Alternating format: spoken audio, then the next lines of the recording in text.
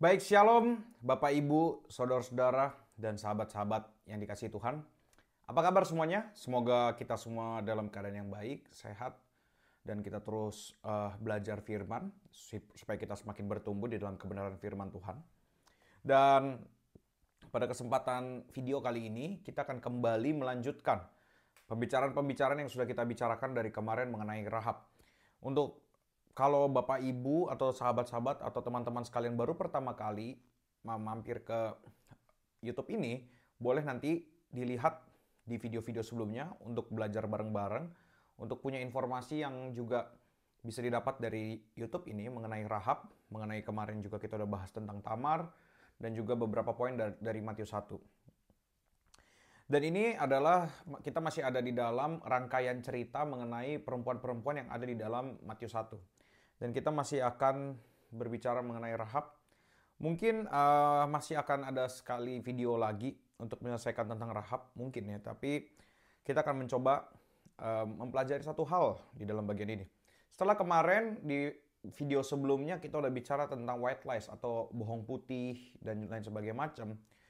Kita akan mempelajari sekarang bagian ini dengan mencoba menyelami lebih dalam lagi tentang apa yang dilakukan oleh Rahab ini.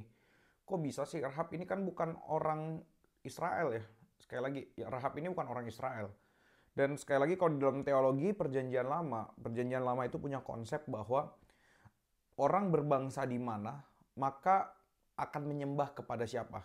Sekali lagi, di dalam teologi Perjanjian Lama itu, orang berbangsa ada di mana, maka dia akan menyembah kepada siapa. Itulah makanya kita melihat bahwa di dalam Perjanjian Lama, orang Israel sama sekali tidak boleh bergaul dengan bangsa lain. Supaya jangan terjadi yang namanya pencampuran penyembahan, bahkan nanti bisa terjadi pencampuran teologi dan lain sebagainya macam. Jadi Allah menginginkan adanya kemurnian. Nah, kemudian makanya ini menjadi pertanyaan menarik gitu buat kita. Rahab ini bukan orang Yahudi gitu, bukan orang Israel. Kenapa dia mau menolong mata-mata dari Yosua ini untuk bisa mata-mata ini kemudian memberikan informasi kepada Yosua yang berguna sekali buat bangsa Israel untuk menyerang kota Yeriko ini. Ada apa? Apa yang terjadi? Maka kita perlu membuka Alkitab kita bersama-sama di dalam Yosua 2. Mari kita buka Yosua 2 ayat yang keempat sampai ayat yang ketujuh. Kita baca dulu. Yosua 2 ayat 4 sampai 7. Bapak Ibu, teman-teman, saudara-saudara yang mungkin sedang di rumah atau mungkin di perjalanan tetapi membawa Alkitab fisik atau mungkin membawa iPad yang atau apapun benda-benda yang bisa mengeluarkan teks Alkitab, boleh untuk dibuka dan kemudian kita akan sama-sama belajar dari bagian-bagian firman Tuhan ini. Yosua 2 ayat 4 sampai 7. Saya akan bacakan untuk kita semua. Tetapi perempuan itu telah membawa dan menyembunyikan kedua orang itu. Berkatalah ia, memang orang-orang itu telah datang kepadaku, tetapi aku tidak tahu dari mana mereka. Dan ketika pintu gerbang hendak ditutup menjelang malam, maka keluarlah orang-orang itu, aku tidak tahu kemana orang-orang itu pergi. Segeralah kejar mereka, tentulah kamu dapat menyusul mereka. Tetapi perempuan itu telah menyuruh keduanya naik ke soto rumah dan menyembunyikan mereka di bawah timbunan batang rami yang ditebarkan di atas soto itu.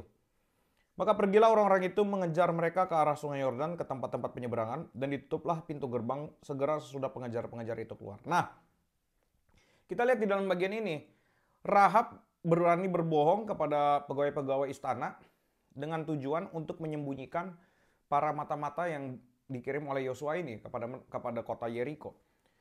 Sekali lagi, kita perlu bertanya, gunanya apa? Manfaatnya untuk Rahab ini apa? Dan kenapa Rahab mau melakukan hal ini? Dan ini adalah sebuah hal yang menarik yang perlu kita bahas. Maka untuk bisa menjawab bagian ini, kita perlu melihat kepada ayat selanjutnya. Disitulah di ayat selanjutnya akan dijelaskan dengan lebih baik lagi mengenai kenapa Rahab melakukan hal tersebut. Kita baca ayat 8 sampai ayat 14. Yosua 2 ayat 8 sampai 14. Demikian bunyi firman Tuhan. Tetapi sebelum kedua orang itu tidur, naiklah perempuan itu mendapatkan mereka di atas soto dan berkata kepada orang-orang itu, aku tahu bahwa Tuhan telah memberikan negeri ini kepada kamu. Boleh digaris bawah kata-kata itu. Aku tahu bahwa Tuhan telah memberikan negeri ini kepada kamu dan bahwa kengerian terhadap kamu telah menghinggapi kami dari segala penduduk negeri ini. Dan segala penduduk negeri ini gemetar menghadapi kamu.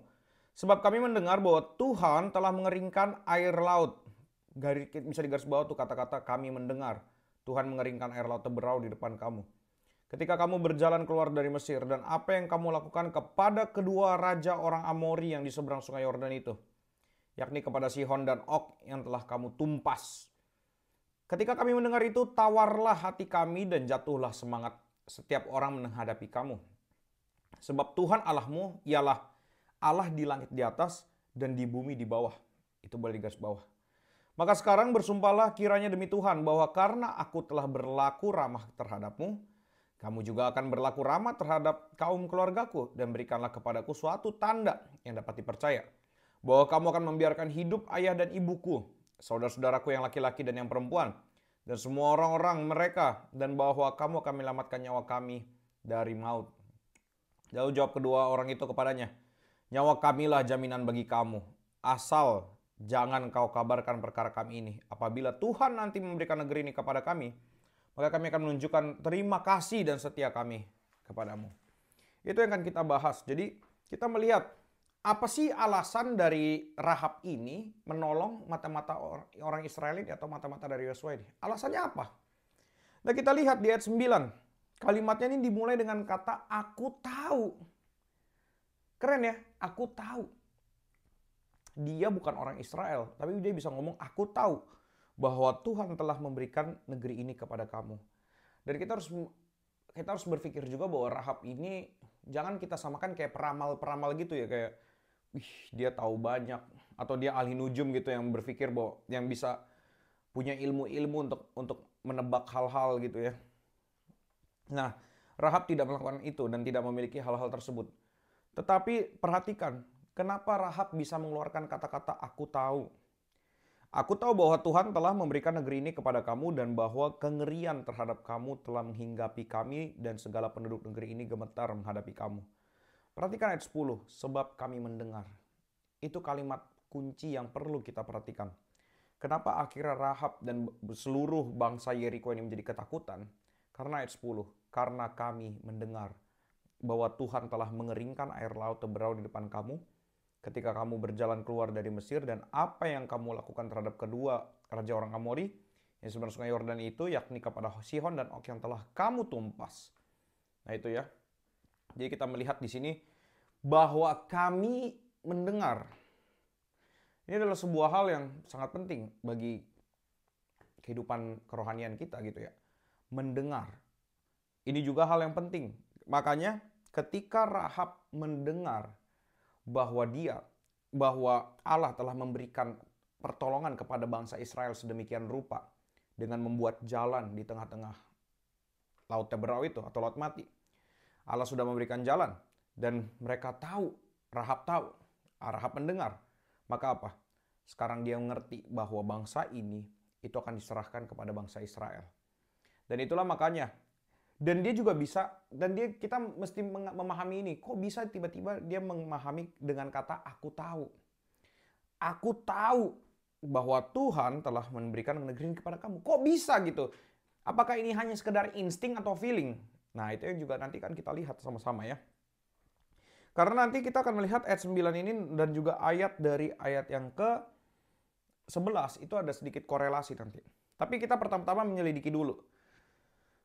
Apa yang membuat Rahab menjadi tahu bahwa Allah akan memberikan kepada bangsa Israel, yaitu bangsa Israel akan masuk ke dalam kota Yeriko. Apa yang membuat Rahab tahu? Yaitu bahwa Rahab mendengar air laut berau itu telah dikeringkan oleh Allah sehingga bangsa Israel bisa jalan di tengah-tengahnya.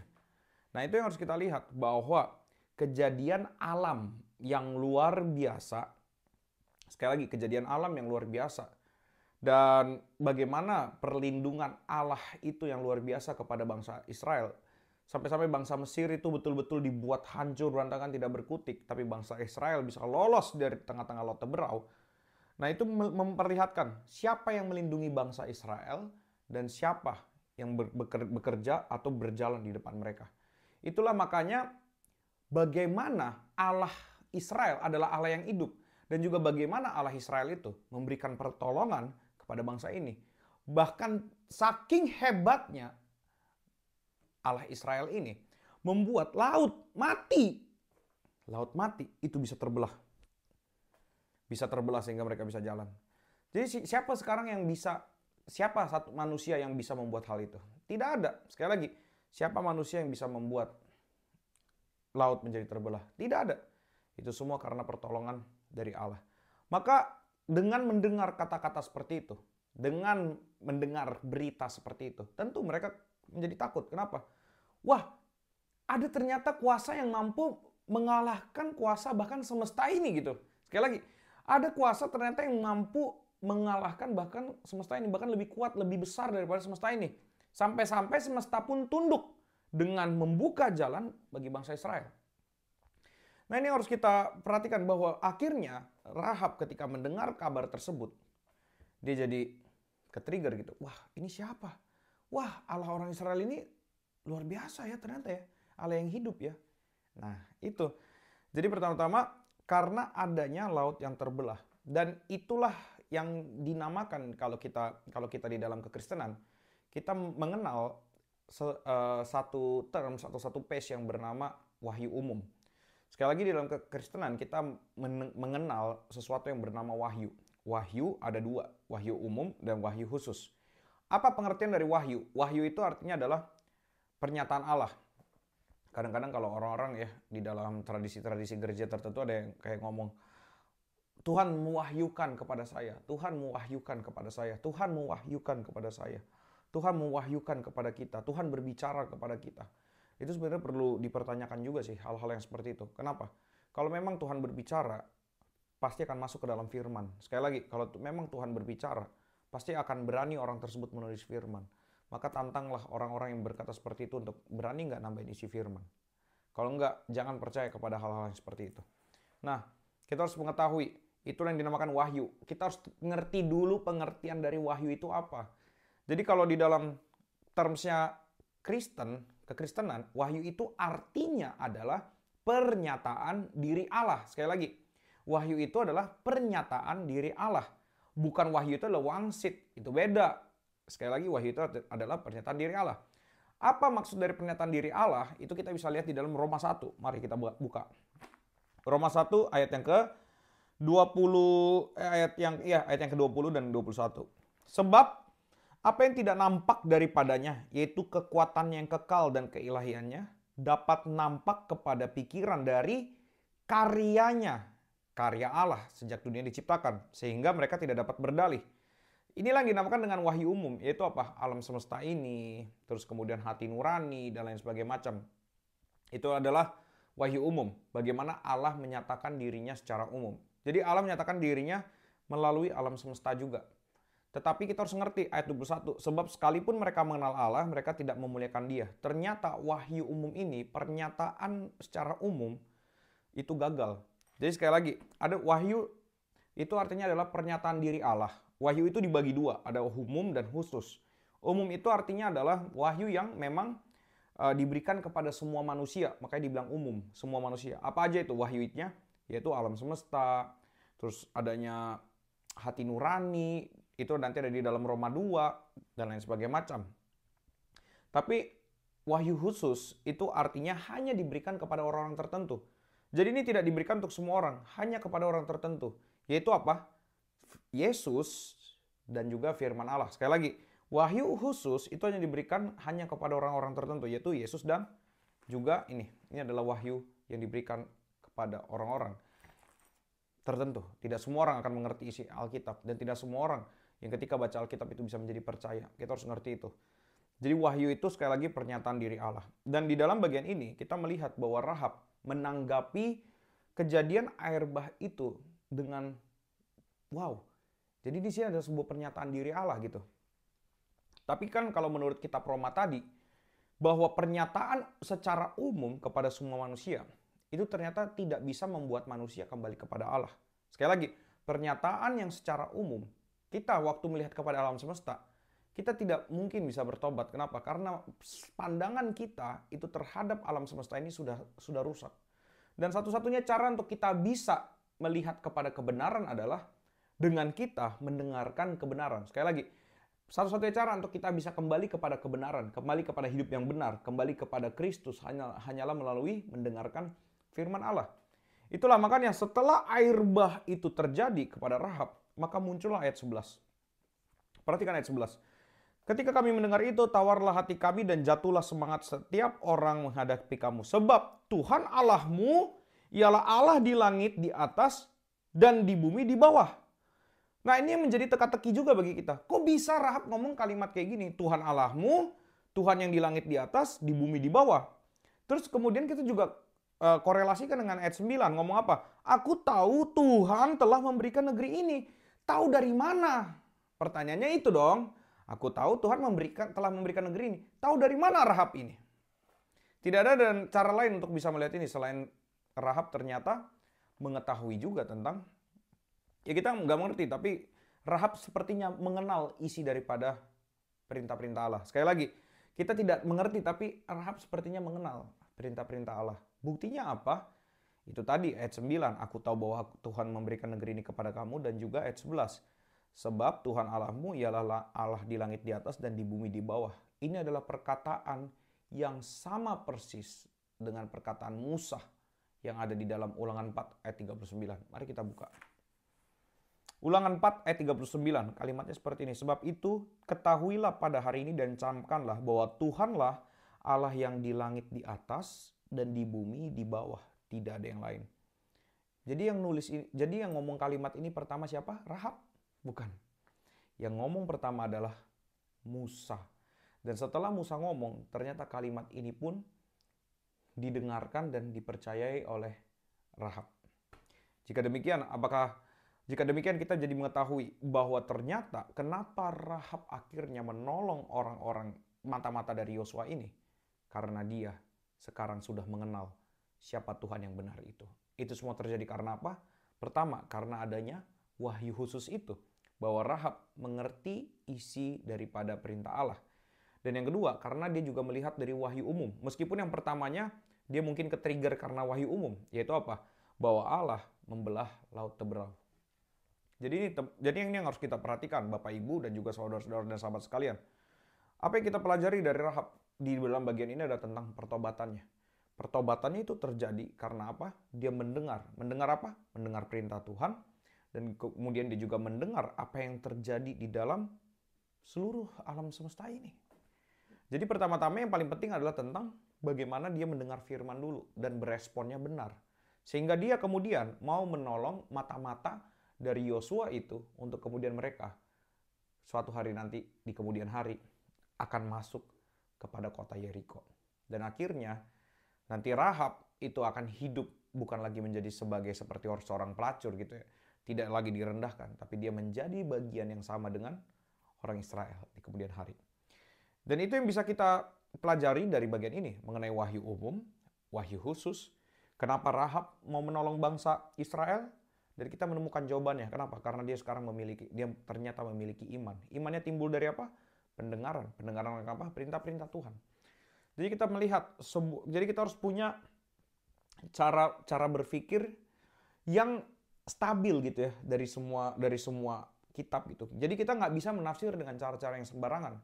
Jadi hal-hal tersebut misalnya iman timbul dari mana? Pendengaran akan apa? Pendengaran akan firman Tuhan. Kalau misalkan waktu kita baca terus wah Rahab percaya karena apa? Karena air laut Teberau itu dibelah sama Tuhan. Nah, artinya kita kurang percaya dengan Roma 10 yang bilang bahwa iman itu timbul daripada pendengaran. Nah, makanya kita perlu memahami seluruh konteks Alkitab dengan tepat supaya kita tahu jalan ceritanya. Dan waktu kita datang kepada teks-teks tertentu yang sulit seperti Rahab itu, kita juga dengan penuh ketelitian melihat, oh ternyata begini ya. Oh ternyata di Ulangan 4 ayat 39 yang pertama ngomong itu bukan Rahab ternyata, tapi Musa. Jadi seperti itu yang bisa saya sampaikan pada kesempatan video kali ini. Dan kita akan membahas Rahab bagian terakhir di video berikutnya. Jangan lupa untuk terus mengulik firman. Jangan lupa untuk terus baca firman-Nya. Jangan lupa untuk like, share, subscribe. Dan jangan lupa video-video dari ngulik firman ini bukanlah video-video untuk mengganti pembacaan firman setiap hari Anda. Tetaplah baca firman, renungkan firman setiap hari. Karena itu menjadi kebutuhan bagi kita semua. Oke, Tuhan Yesus memberkati dan semangat mengulik.